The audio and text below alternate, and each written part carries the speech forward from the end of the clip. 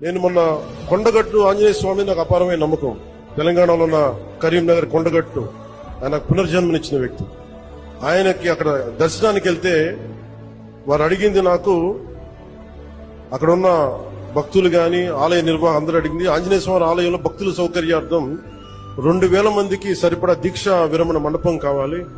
అక్కడ దీక్ష విరమించి వాళ్ళు టీటీడీకి వెళ్తారు, తిరుపతి దర్శనానికి వెళ్తారు, మీరు కొంత సహకారం ఇవ్వండి అంటే చాలా వెంటనే తీసుకున్నాను. దానికి వచ్చిన తర్వాత దాన్ని పర్సీవ్ చేసిన తర్వాత ఈ రోజున గత 2 రోజుల క్రితం 96 గదుల సత్రం నిర్మాణానికి 35.19 లక్షల వ్యయంతో టీటీడీ బోర్డు ఆమోదం తెలిపింది.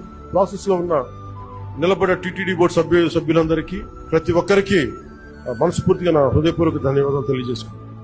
అలాగే తెలంగాణలో ఉన్న భక్తులందరికీ కూడా మీరు దీక్ష విరమణ చేసిన తర్వాత తిరుమలకు వెళ్లి వెంకటేశ్వర ఆలయం మీ దర్శనం మరింత సౌకర్యార్థంగా ఉండాలని మనస్ఫూర్తిగా కోరుకుంటూ, కొంతమంది సామాజిక మాధ్యమాల్లో ఆంధ్ర డబ్బు మీకెందుకురా అని చెప్పి మాట్లాడుతూ ఉన్నారు. చాలా తప్పు. అది హైందవ ధర్మం ఎక్కడున్నా, భారతదేశం ఎక్కడున్నా, అది ఆంధ్ర ఇలా ప్రాంతీయతలు పట్టుకురాకండి. హైందవ ధర్మం ఎక్కడున్నా హైందవ ధర్మాన్ని కాపాడుకుంటుంది. అందుకని దయచేసి ఈ సూడో సెక్యులరిస్ట్ యాటిట్యూడ్ తోటి, ఇలాంటి వితండవాదాలతోటి మీరు ఇంకా చెడగొట్టకండి.